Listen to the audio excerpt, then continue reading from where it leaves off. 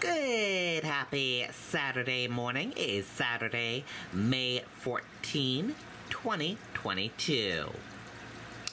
I'm Riley King. Welcome to this Saturday morning edition of the Riley King Newscast, right here on the Riley King Network. We have a lot of news to get to this Saturday morning, so let's get started right now. First up, arrest warrant issued for suspect in Manchester. Suspicious death. Let's take a listen to that video from WMUR News 9. Hi. A better internet experience is finally here.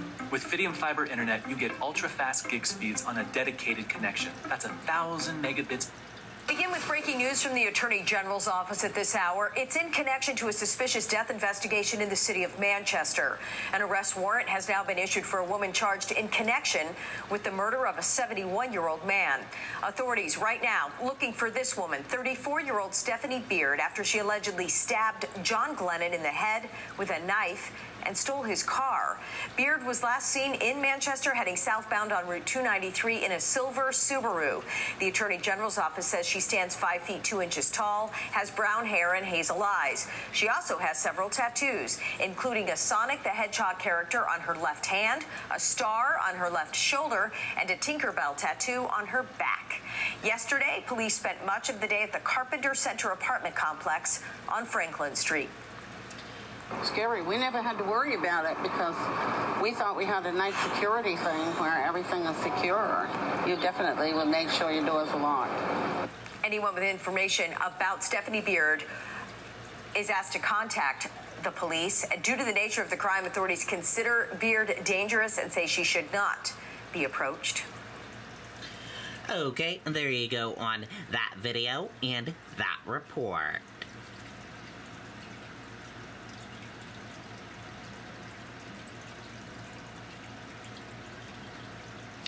One person dead after Friday night shooting in Keene. Let's take a listen to that video from WMUR News 9.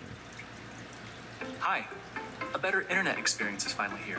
With Fidium Fiber Internet, you get ultra-fast gig speeds on a dedicated...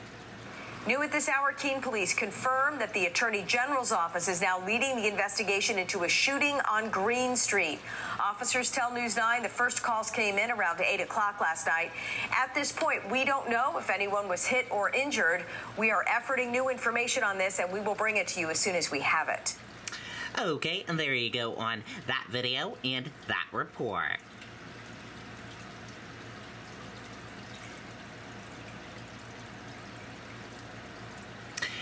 Several arrests after large, unruly crowds at Hampton Beach. Let's take a listen to that video from WMUR News 9. Hi. A better internet experience is finally here. With Fidium Fiber Internet, you get ultra-fast gig speeds on a dedicated... And we do begin with breaking news from Hampton Beach tonight. Police tell News 9 they have made several alcohol-related arrests after dealing with what they describe as a very large, unruly crowds there this evening. Other departments from surrounding towns and counties even called in to help. At one point, we saw what appeared to be police officers clearing part of Ocean Boulevard. Police report no damage and no injuries. Okay, and there you go on that video and that report.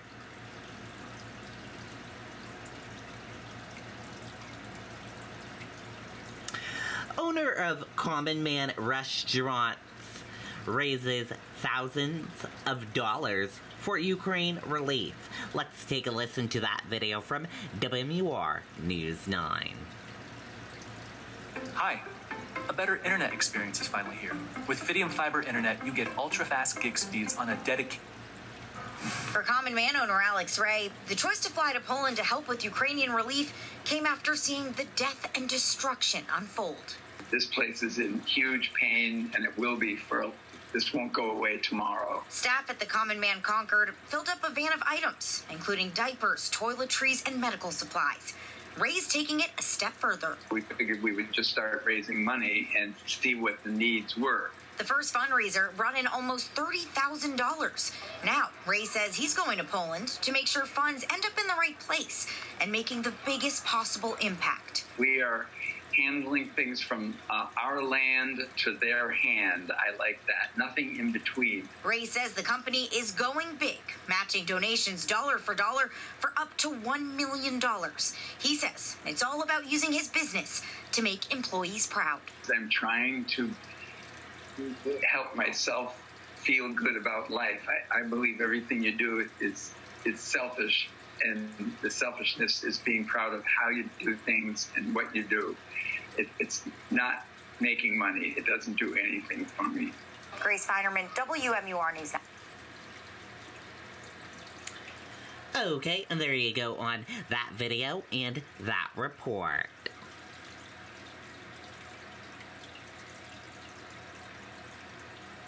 With gas prices high, New Hampshire tourism officials see opportunity. Let's take a listen to that video from WMUR News 9.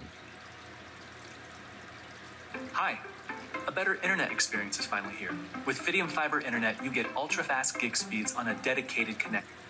Shock at rising gas prices and concern about how much further they could go have some staycationing. You can get to the mountains in a couple hours, and you can kind of get a lot of different experiences just within New Hampshire. But I think, like long-term travel, it's just harder to swallow the, $100 gas bill. I wouldn't do a big long trip to Florida. I wouldn't drive. It's too expensive. I just wouldn't do it. But the tourism industry here is excited. New Englanders are its biggest customers who don't have far to drive. And this summer, Canadian tourists return. We're so close. We're just as close to the Canadian border as you are to Massachusetts and Connecticut. So now that border is open, I think we're going to see an influx. We're going to go back to people wanting to go see those great attractions we have, like Franconia Notch, Mount Washington. The state park system's 23 campgrounds have lots of pre-registration. Over 90% of nearly 1,400 sites already booked for Memorial Day weekend. I think people are really planning their vacation, staying a little bit longer so they don't have to make that drive to and from. Doug Pilardi's 3 Seacoast Inns already busy. We're within an hour of Boston, and that is always our biggest tourist comes from Boston Metro. Now, the state park spokesperson recommends that if you do plan to visit a state park, whether it's a day visit or to stay overnight at a campsite, that you do register ahead of time. And that state online reservation system built during the pandemic is still there. They don't like having to turn people away. Reporting live, Jennifer Crompton, WMUR News 9. Okay, and there you go on that video and that report.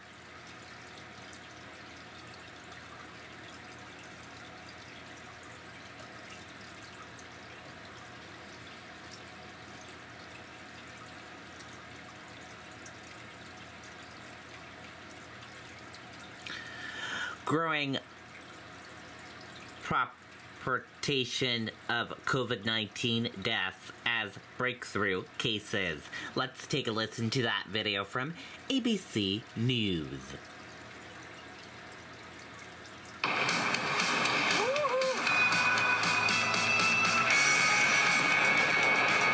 More than 145,000 new infections in just the past 24 hours. And take a look at this tonight, the community-level spread map. A growing number of counties in the Northeast now moving back into the high-risk level. Here's ABC's Whit Johnson tonight. Tonight, new COVID cases in the U.S. tripling over the last 6 weeks. The country reporting more than 145,000 new infections in just 24 hours, the highest daily total since mid-February, with that growing number of counties in the Northeast now at high risk. This pandemic is not over, and if we bring down our guard and not do the things we need to do, we can get ourselves into the same trouble we were several months ago. The White House warning without more funding from Congress, Americans won't have access to the next generation of vaccines needed to fight newer variants. We're going to run out of treatments. We're going to run out of testing. And so whatever infections we see this fall and winter, we're going to have to deal with that with none of these traditional tools with us.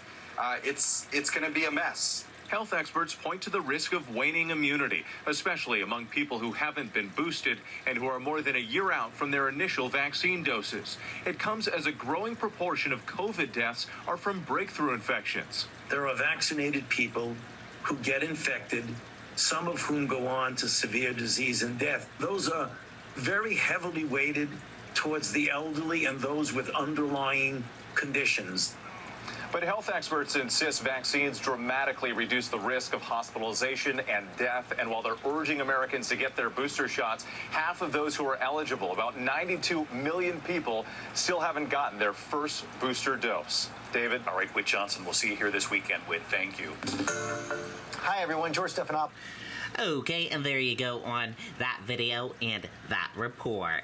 That does it for this morning edition of the Riley King Newscast, right here on the Riley King Network. Thank you for tuning in and watching. Have a great Saturday, everyone, and goodbye.